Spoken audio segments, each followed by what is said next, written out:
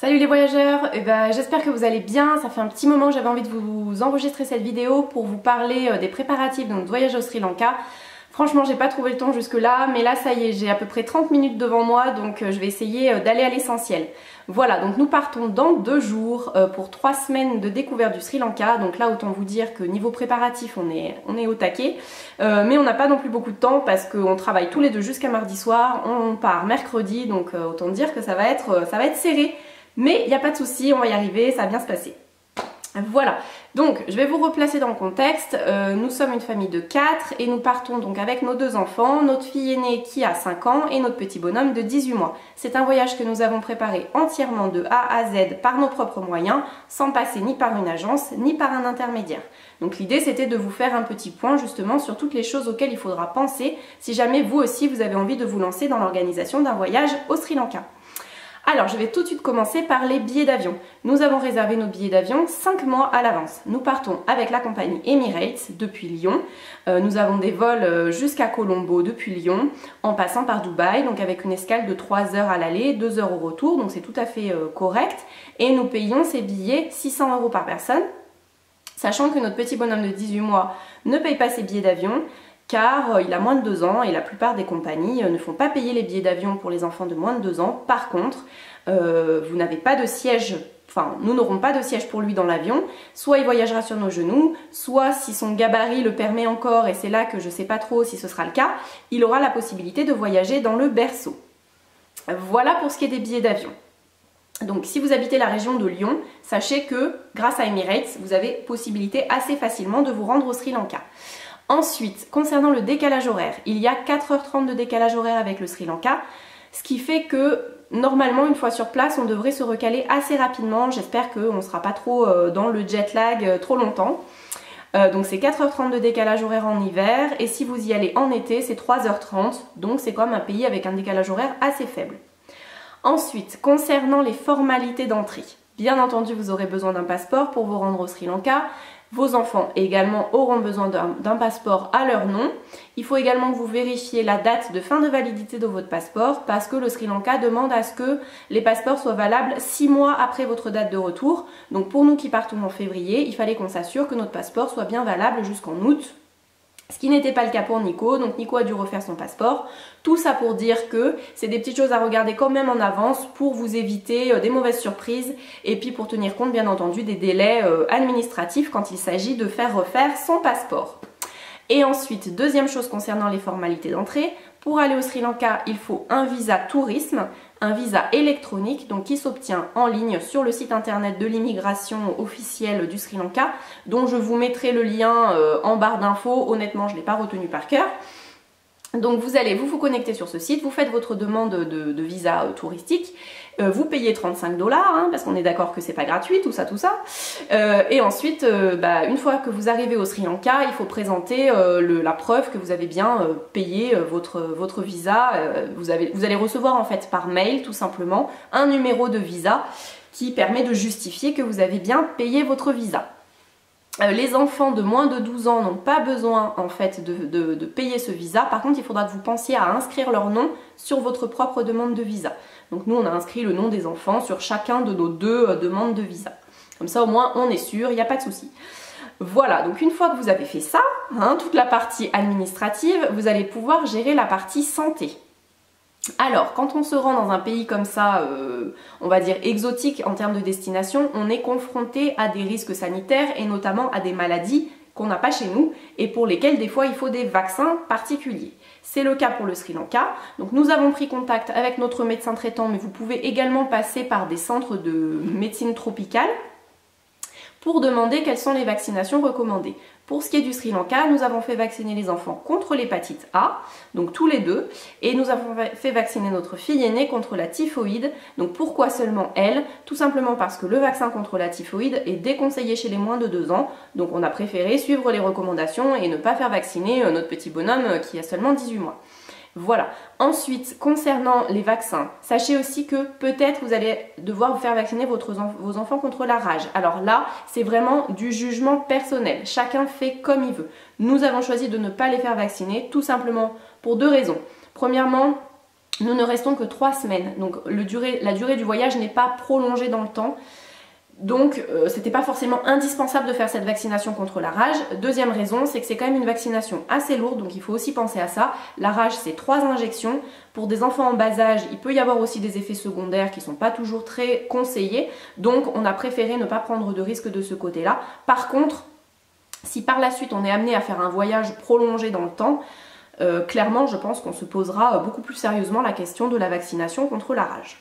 Voilà, mais là encore une fois c'est à vous de juger ce qui vous paraît le mieux pour vous et pour votre famille. Enfin, concernant le traitement anti-palu, sachez que le Sri Lanka n'est plus considéré comme étant un pays à risque de paludisme, donc vous n'aurez pas besoin de prendre de traitement anti-palu. Là encore, je vous conseille toutefois d'en parler quand même à votre médecin, parce que ça c'est des choses qui peuvent évoluer dans le temps. Il y a des risques de paludisme qui sont... C'est vrai à un instant T, c'est pas forcément vrai 2 ou 3 ans plus tard. Mais en tout cas, en 2019, il n'y a plus de risque de paludisme au Sri Lanka, donc pas besoin de prendre de traitement anti-palu. Ça, c'est quand même aussi sacrément une bonne nouvelle parce que c'est des traitements assez lourds avec pas mal d'effets secondaires, notamment d'un point de vue digestif, etc. Donc on est bien content de ne pas avoir besoin de les prendre. Ça n'empêche pas qu'on se protégera quand même des moustiques parce que les moustiques véhiculent tout un tas de maladies autres que le paludisme. Voilà. Et ben je vous ai parlé de l'aspect santé, ça y est, je crois que là on a fait le tour. On va commencer à rentrer dans les choses un peu plus sympas, j'ai envie de dire, sur la préparation du voyage. Pour ce qui est de l'itinéraire, donc, je vais commencer par ça. Ce que moi je vous conseille de faire, c'est d'acheter un guide papier, tout simplement. De trouver un guide papier, donc là il en existe plein dans le commerce. Hein. Nous on a choisi le guide du routard, mais sachez qu'il existe tout un tas de guides, toutes les grandes marques en éditent un sur le Sri Lanka, il n'y a aucun souci. Et ensuite, vous allez tout simplement commencer à bouquiner le guide et à voir en fonction de ce que vous avez envie de faire, en fonction de ce que vous aimez faire en voyage, de quel style de voyage vous avez envie, vous allez construire votre propre itinéraire. Donc franchement, ces guides-là sont très bien faits, c'est vraiment... Déjà, ça permet de se documenter sur le pays, ça vous permet de voir ce que vous avez envie de faire, donc vous allez vraiment construire l'itinéraire qui vous ressemble. Ensuite, en général, des fois, ça m'arrive de m'inspirer des blogs, des sites internet, plus pour me conforter dans certaines idées ou dans certains choix, mais je vais jamais faire du copier-coller d'un itinéraire que j'ai trouvé sur un blog, etc. Je pense que là chacun fait à sa façon. Alors, pour ce qui est de notre itinéraire, je vais vous en parler brièvement parce que franchement, rien n'est arrêté, donc du coup ça peut être amené à changer. Du coup, je vous ferai un récap un peu plus précis quand on rentrera sur notre itinéraire, mais voilà, dans les grandes lignes. Donc dans les grandes lignes, voici la carte du Sri Lanka. On arrive donc sur la côte est, à Negombo. Nous allons passer une petite semaine dans le sud, donc du côté de Matara, puis de Tengale. Donc là, une petite semaine vraiment pour se remettre tranquillement du voyage, du décalage horaire. Ensuite, on ira dans l'intérieur des terres en direction de Ella, en faisant un stop dans le parc national de Udawalawe, dans lequel on peut faire un safari pour aller voir les éléphants sauvages. Donc ça, je me suis dit que c'est quelque chose qui plairait aux enfants, sans aucun doute. Ensuite, Ella, située dans la région des montagnes du centre et des plantations de thé. Donc là, ça a l'air d'être une région magnifique. Ensuite, on va prendre le train qui va nous conduire jusqu'à Kandy. Donc Kandy qui est une ville située à l'intérieur du pays. Ensuite, on fera un petit crochet par le triangle culturel, mais sans y rester trop longtemps, mais quand même, on a quand même bien envie d'aller visiter cette petite région. Puis nous redescendrons à Kandy et nous prendrons le train retour pour Negombo. Voilà pour ce qui est de notre itinéraire, sachant que les maîtres mots de ce voyage, c'est qu'on a envie de voyager lentement, de faire des rencontres, de prendre notre temps, de profiter de ces moments tous les 4. Donc du coup, l'idée n'était pas du tout de courir d'un endroit à l'autre, d'enchaîner les endroits, d'enchaîner les transports, d'être toujours en train de défaire les bagages. C'était pas du tout ce qu'on recherchait. Donc on a vraiment envie de se poser et de prendre le temps de voyager lentement. Voilà, ensuite... Sans transition, j'enchaîne avec un petit point lecture. Quand je pars dans un pays, franchement, j'adore lire un livre avant de partir, un livre dont l'histoire se passe dans le pays. Ça me permet d'en savoir un petit peu plus sur l'histoire du pays. Et donc pour le Sri Lanka, j'ai lu ce livre qui s'appelle Le Sari Rouge, écrit par un auteur sans doute sri-lankais. Dont l'histoire est racontée par une jeune fille de 22 ans qui est née de parents tamouls qui ont immigré au Canada et aux États-Unis, je sais plus, l'un des deux, en Amérique du Nord en tout cas.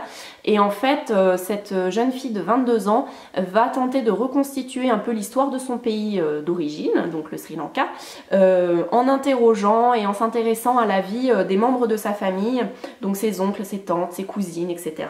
Et elle va notamment en apprendre davantage sur le conflit terrible en fait qui a opposé le peuple tamoul et le peuple singalais. Donc c'est un conflit entre ces deux peuples qui se sont vraiment déchirés, enfin c'était atroce quoi, donc ça a vraiment fortement marqué l'histoire du pays et du coup ça nous permet, nous lecteurs, d'en apprendre un petit peu plus sur l'histoire de ce pays. Et c'est quand même super intéressant quand on se rend dans un pays pour le découvrir, de connaître un peu l'histoire du pays et les grandes étapes par lesquelles le pays est passé. Tout simplement. Voilà, je vous fais juste une petite parenthèse sur le côté matériel. Alors pour ce voyage, s'il y a vraiment quelque chose que vous pouvez retenir de cette vidéo, et c'est vraiment le seul conseil que je vous donnerai, c'est vous pouvez tout à fait partir léger. Sachez que dans ces pays-là, qui sont quand même des pays touristiques, où il y a du tourisme, vous allez pouvoir trouver très facilement tout ce dont vous avez besoin sur place, que ce soit de l'habillement, que ce soit des couches pour bébé, que ce soit de la nourriture pour enfants, que ce soit tout ce dont vous avez besoin, vous allez pouvoir le trouver sur place. Donc ça sert vraiment à rien de se charger. Donc pour vous faire une idée, nous partons avec seulement un bagage en soute, mais seulement un, dans lequel notamment on va pouvoir mettre les produits de santé et tout ce qui est pharmacie, parce que quand même on emmène une petite trousse à pharmacie. Ensuite on va prendre un bagage cabine, un petit sac à dos pour la journée, donc type sac à dos contenance 20 litres, enfin le genre de petit sac à dos qu'on peut très facilement transporter pour la journée. Donc en termes de bagages, ce sera les trois seules choses que nous emporterons. Un bagage en soute, un bagage cabine et un petit sac à dos d'appoint. Ensuite, côté matériel, plutôt pour voyager avec un enfant en bas âge, nous emportons la poussette, parce que donc notre enfant de 18 mois n'a pas encore l'endurance nécessaire pour pouvoir marcher sur des longues durées, donc on emmène la poussette, ça nous sera très utile. Et on emmène aussi un petit porte-bébé, je ne sais pas si vous voyez ce que c'est les tout petits porte-bébés qui se plient type dans une poche de kawaii. Si ça vous intéresse, je vous ferai un retour un peu plus précis sur le matériel qu'on considère comme étant utile ou pas utile pour voyager avec des bébés. Mais sachez que voilà, ces petits porte-bébés qui se plient en fait dans une poche de kawaii, donc ça se glisse dans un sac, c'est très facile. C'est quand même le truc super pratique à emporter quand on part en voyage. Voilà, et ensuite concernant la dernière chose dont je voulais vous parler, donc pour ma fille aînée qui a 5 ans, elle est vraiment à un âge où elle s'intéresse beaucoup à nos voyages, où elle pose pas mal de questions, où elle commence vraiment à se repérer dans le temps, dans l'espace, etc.